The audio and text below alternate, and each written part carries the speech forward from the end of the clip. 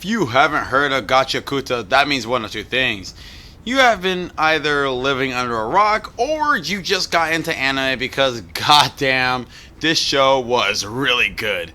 Gachiakuta came out mid 2025 and wrapped up at the end of the year, and it was so fun from start to finish. But that being said, I guess that's why, it made it to Anime of the Month. That makes sense to me. Howdy gang, I'm your charming host, Cherry, and today I'm here to give you 3 reasons to watch Gachiakuta. Intro, do stuff.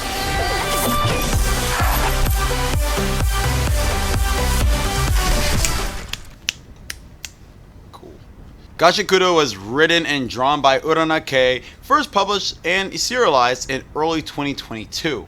There are currently 159 chapters available to read online at the time of me recording this. For the sake of giving this a fair evaluation, I won't be considering the manga and my 3 reasons to watch or not to watch. So let's say a question was raised in the anime that wasn't answered whatsoever, but the manga did answer it within the section. That's still a hit to the anime. Maybe not a hit overall with the series, but it would be in regards to the show. Now that we have that established, on to our regularly scheduled program. The animation and art style is unique to itself, and I dig it. I tend to like anime that look either weird or unique because it makes it recognizable side by side to other series. As for the animation, butter is the greatest way to describe it, and the way everything moves is just eye-catching. This is overall something nice to look at in comparison to One Punch Man Season 3. I don't want to talk about that. Rather than tell you how amazing this animation is, just look at the clips I put on the screen here.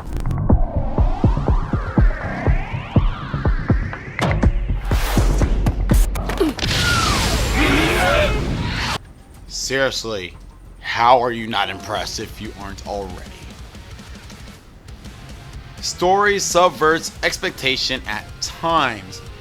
Now, okay, I won't go into too much detail because some of these are spoilers, but all I can say is Jabber is one of my favorite villains in the series.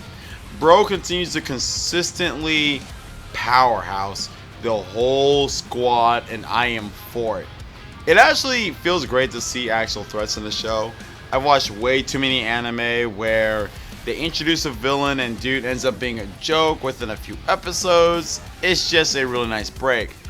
But that being said, because the story actually does care about these things, they actually go away to make sure that power scaling in the series is really consistent, which helps me engage while being able to witness growth between characters.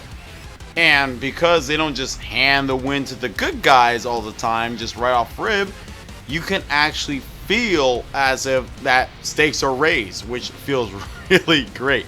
And there are some moments where we think that the heroes are going to win, but we are fooled. And that feels actually amazing. At least within my perspective as someone who's watched like a gajillion shows at this point in my life. So, yeah. That being said, if you're enjoying this content, please be sure to slap that like button. It does help this channel out quite a bit. And also subscribe because you're watching this. You might as well subscribe to the channel. It's good old fun here, and we expect to have much more content moving forward. Now, based off the previous reason I said, this actually does a good segue because the story is able to subvert expectations because the villains are amazing. Zodal is who I would describe as the perfect antagonist for Rudo. Now, mind you, he is such a perfect antagonist for our main character that I actually do plan on making a video on him and as to why he is as such. So look forward to that. But Jabber being the perfect counterpart to Zonka is also really nice, etc, etc. The goal for the Raiders is clear, and I see how they conflict with Rudo at the moment.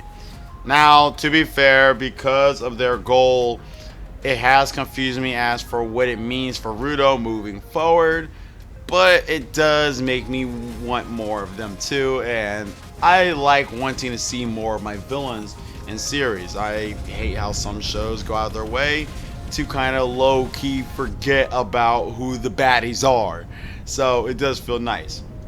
I'm glad to get that all done and out of the way. Always happy to sit down and yap about anime. I just hate editing. Yeah, I do. But you gotta do what you gotta do. I hope you guys enjoy the video. Please be sure to like, comment, subscribe, ring that notification bell, all that jazz, cookies, and milk. Join me again next week for 3 reasons not to watch Gachiakuta, which will probably be the hardest video for me to make this year. So I guess it's a good thing I'm knocking it out right here, right now. If you have any more reason as to why you would recommend this show to some newbie, be sure to let the people know in the comments below. I'm gonna keep that in. Ivy Cherry, you be awesome, and I'll see you next time. Peace.